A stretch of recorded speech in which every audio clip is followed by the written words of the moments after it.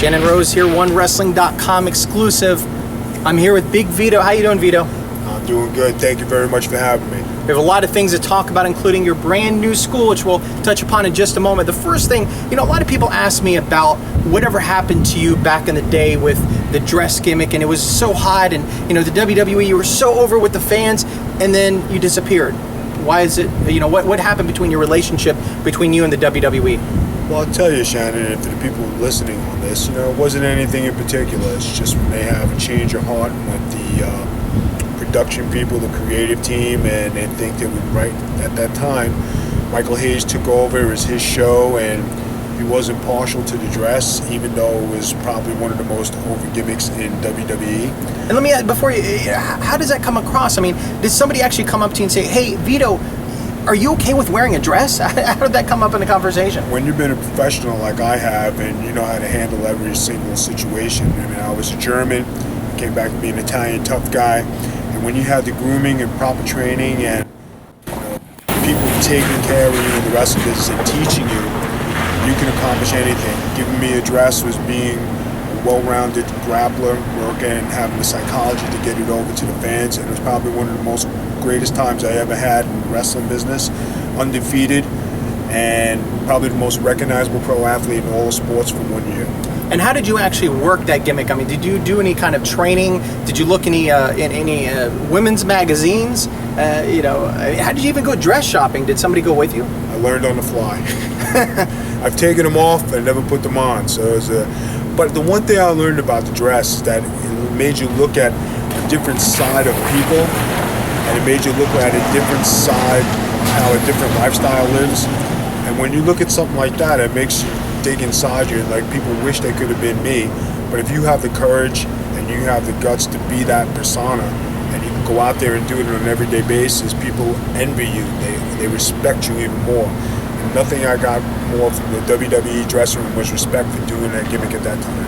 And people also know you for being hardcore, teaming up with the Baldies and also FBI and ECW, and even before that, working for Paul Heyman in ECW days. How was that experience? Some people say it's great, some people are negative towards Paulie, but I tell you what, he's a genius. Even to this day, being a manager, he's a guy that has created a lot of talent.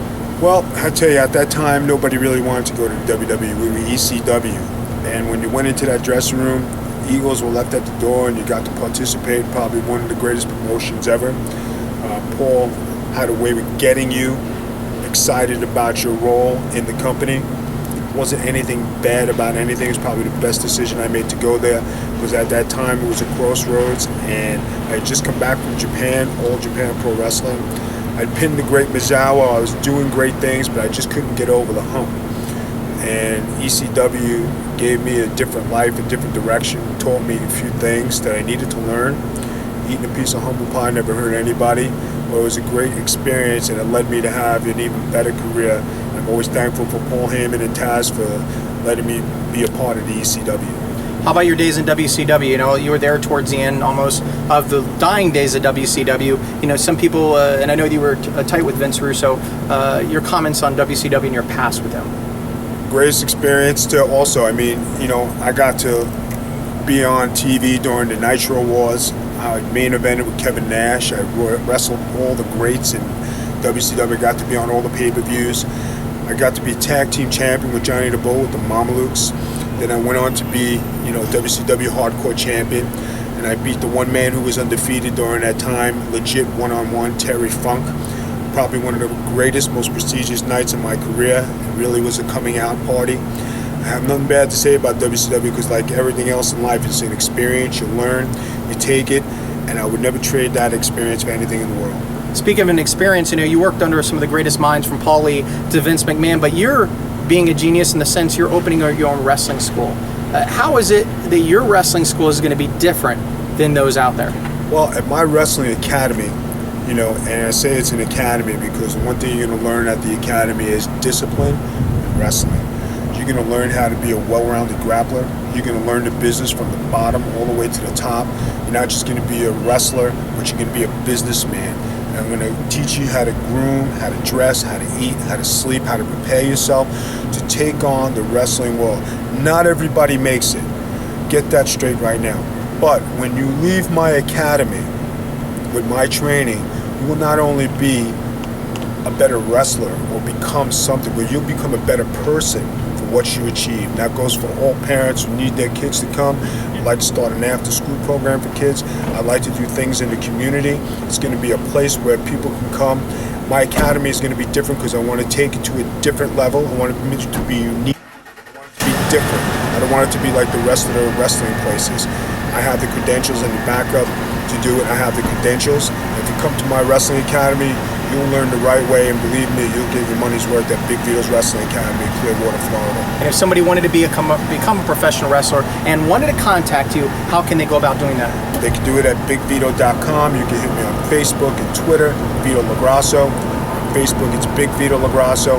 Well, like I said, if you have a dream and think you have heart like Big Vito, and nobody can tell you what to do with your life, if you want to do it, come to my academy. I'll help you get as close as I can to you. I will put your foot in the front door. I will work with you. I will train with you. I'll never let you down. You'll be one of my boys. I'll take you under my wing, just like Johnny Rods, Hall of Famer Johnny Rods did for me.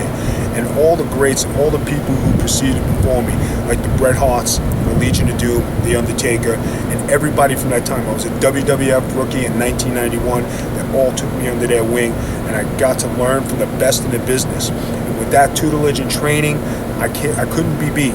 And I finally lived my dream and became a WWE superstar. And after that, I did many other great things. I do movies, I do commercials, I toured the world. I can't ask for a more complete career. If you look at my resume, it's top notch, and I'm one of the very few who've done something like that in wrestling.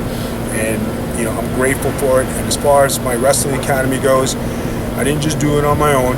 All the people who help with the press, the interviews, the painting of the walls, the floors, and everything out there. I thank everybody for pitching in, websites and everything. I mean, it's a group and team effort. I'm just a four-person who had a dream, and everybody helped make it come true.